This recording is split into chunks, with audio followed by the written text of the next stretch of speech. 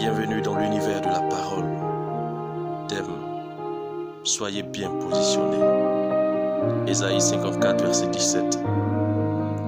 Toute âme forgée contre toi sera sans effet, et toute langue qui s'élèvera contre toi en jugement, tu la condamneras. Souvent, nous voyons des chrétiens qui ne jouissent pas de leur vie, et ils ne savent pas quel est le problème. Certains invoquent des ennemis humains comme cause de leur malheur. Mes ennemis sont certainement en train d'agir contre moi, se plaignent-ils. Ils commencent même à prier contre leurs soi-disant ennemis. Ces chrétiens sont au mauvais endroit.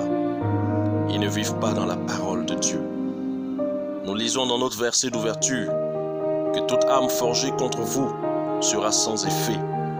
Donc, si les âmes forgées contre un chrétien prospèrent, alors il y a quelque chose qui ne tourne pas rond. Lorsque les plans de l'ennemi fonctionnent réellement contre vous, ce n'est pas parce que les âmes sont trop fortes, et ce n'est pas Dieu qui est incapable de faire quelque chose à propos de votre situation.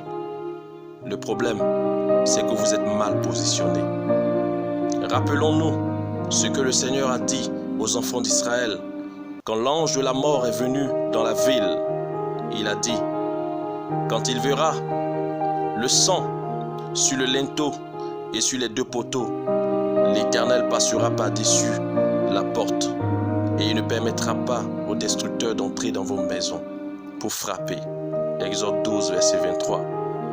L'ange de la mort est venu pour détruire, mais les enfants d'Israël ont été préservés. Tout ce qu'ils devaient faire était de rester à l'intérieur de leur maison.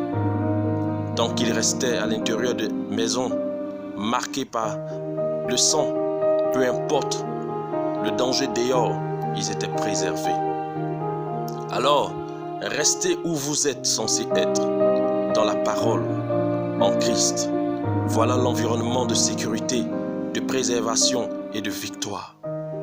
Quand vous vivrez dans la parole et par la parole, vous serez toujours triomphant.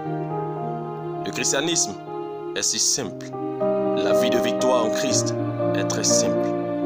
Jésus a dit: c'est pourquoi quiconque entend ces paroles que je dis et les met en pratique sera semblable à un homme prudent qui a bâti sa maison sur le roc. La pluie est tombée, les torrents sont venus, les vents ont soufflé et se sont jetés contre cette maison. Elle n'est point tombée parce qu'elle était fondée sur le roc. Matthieu 7, verset 24 à 25.